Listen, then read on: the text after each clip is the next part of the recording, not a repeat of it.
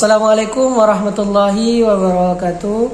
Perkenalkan, nama saya Muhammad Aswin, mahasiswa Pasca Sarjana Sekolah Tinggi Ilmu Manajemen Lasaranjaya Makassar.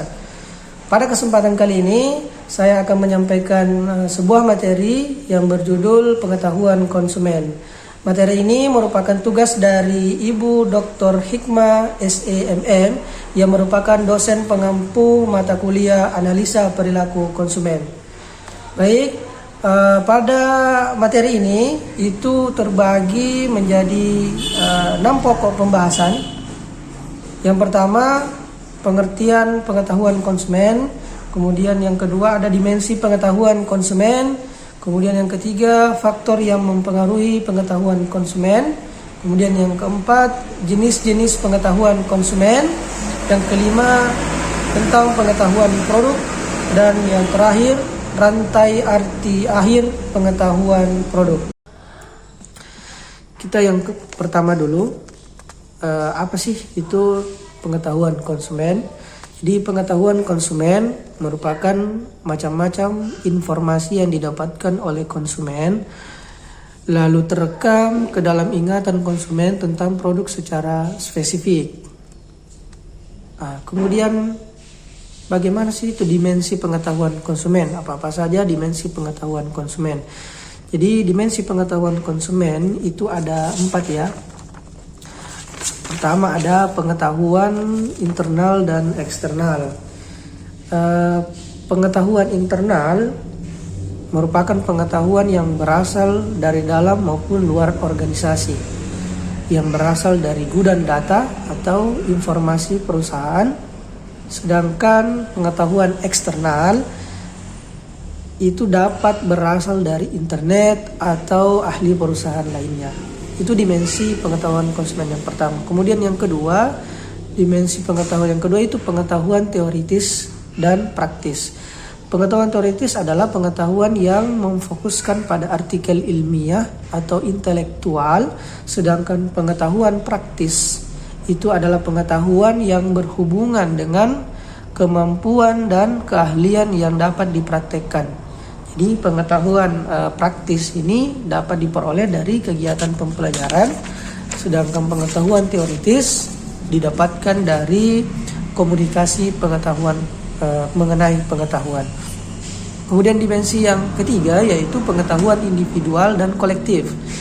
Jadi pengetahuan individual ini adalah pengetahuan yang dimiliki oleh individu dalam suatu organisasi, sedangkan pengetahuan kolektif itu adalah pengetahuan yang diperoleh dari komunikasi dan rekomendasi di antara karyawan dalam suatu organisasi.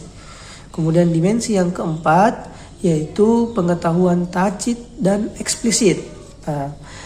Pengetahuan tacit ini itu adalah pengetahuan yang masih berada di kepala seseorang yang belum didokumentasikan, biasanya berisi pengalaman, kemudian pemikiran, ataupun pembelajaran. Kemudian adapun pengetahuan eksplisit yaitu pengetahuan yang sudah terdokumentasi dan dapat diakses dengan mudah sehingga mudah bagi kita untuk kemudian mempelajarinya. Selanjutnya kita ke faktor yang mempengaruhi pengetahuan konsumen. Untuk faktor yang mempengaruhi pengetahuan konsumen itu dibagi menjadi 3 ya. Pertama yaitu pendidikan. Jadi pendidikan ini merupakan proses perubahan sikap dan tata laku seseorang atau kelompok dan juga usaha mendewasakan manusia melalui upaya pengajaran dan pelatihan. Kemudian faktor yang kedua yaitu faktor media. Jadi media secara khusus didesain untuk mencapai masyarakat secara luas. Kemudian faktor yang ketiga yaitu informasi. Jadi informasi ini merupakan sesuatu yang diketahui. Selain itu teknologi informasi juga sebagai suatu teknik pengumpulan, menyiapkan, menyimpan, mengumumkan, menganalisis dan menyebarkan informasi dengan tujuan tertentu. Itu faktor yang mempengaruhi tentang konsumen. Kemudian kita ke jenis-jenis pengetahuan konsumen. Jadi pengetahuan konsumen itu dapat dibagi menjadi 3 bidang. Ada namanya pengetahuan produk, kemudian pengetahuan pembelian, kemudian yang ketiga pengetahuan pemakaian. Di pengetahuan produk ini merupakan kumpulan berbagai macam informasi tentang produk. Pengetahuan ini meliputi kategori produk, kemudian merek, kemudian terminologi produk, atribut atau fitur produk, harga produk, dan kepercayaan mengenai produk tersebut. Kemudian pengetahuan yang kedua, jenis pengetahuan konsumen yang kedua itu pengetahuan pembelian. Jadi pengetahuan pembelian ini dia melingkupi bermacam potongan informasi yang dimiliki konsumen yang berhubungan dengan memperoleh produk tersebut. Kemudian pengetahuan yang ketiga yaitu pengetahuan pemakaian. Pengetahuan pemakaian ini dia meliputi pengetahuan konsumen dalam menggunakan atau mengkonsumsi produk dengan benar agar produk memberikan manfaat yang maksimal dan kepuasan yang tinggi kepada konsumen. Kemudian kita ke pengetahuan produk. Jadi pengetahuan produk ini menurut Peter dan Olson itu dibagi menjadi 3 jenis. Ada yang namanya pengetahuan atribut produk, kemudian pengetahuan manfaat produk, kemudian pengetahuan tentang kepuasan yang diberikan produk bagi konsumen.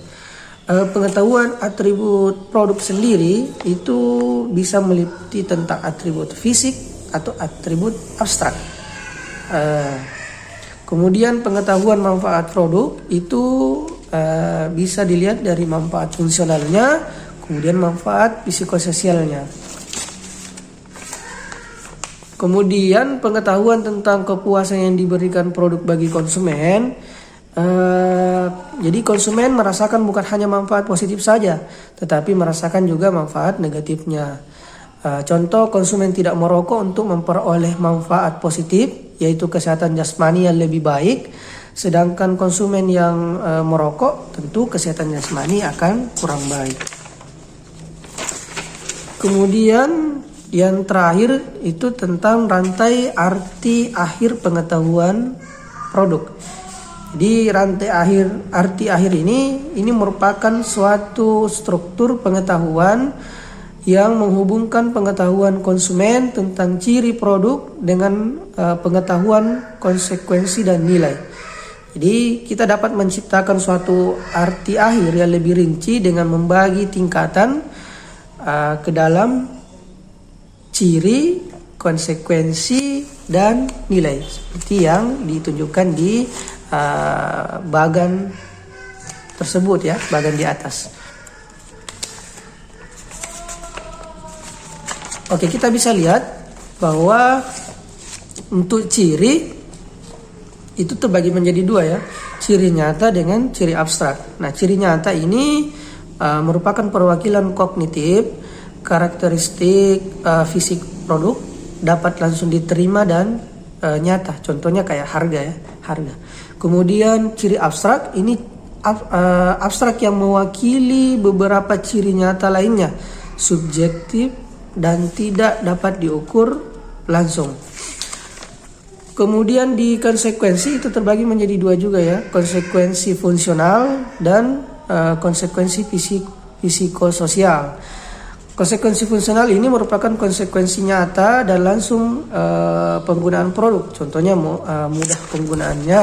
Kemudian konsekuensi psikososial itu konsekuensi psikologis dan sosial tentang bagaimana orang lain memandang saya misalkan dari penggunaan produk. Contohnya orang memandang saya berbeda ketika menggunakan sebuah produk tertentu.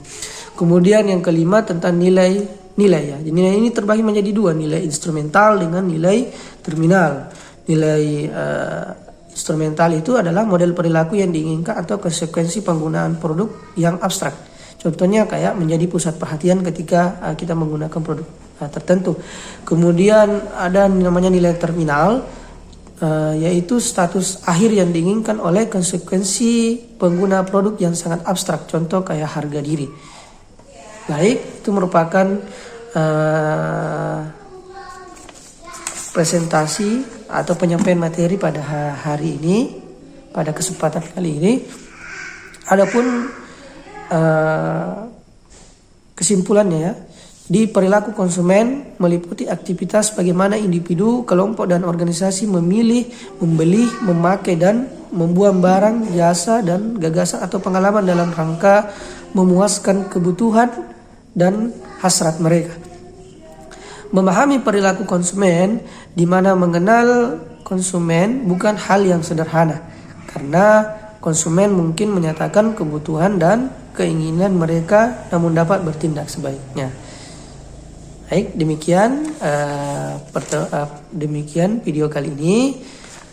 Mudah-mudahan kita dapat mendapatkan manfaat ilmu dari apa yang disampaikan tadi. Kurang dan lebihnya mohon dimaafkan. Billahi fisabilillah. Assalamualaikum warahmatullahi wabarakatuh.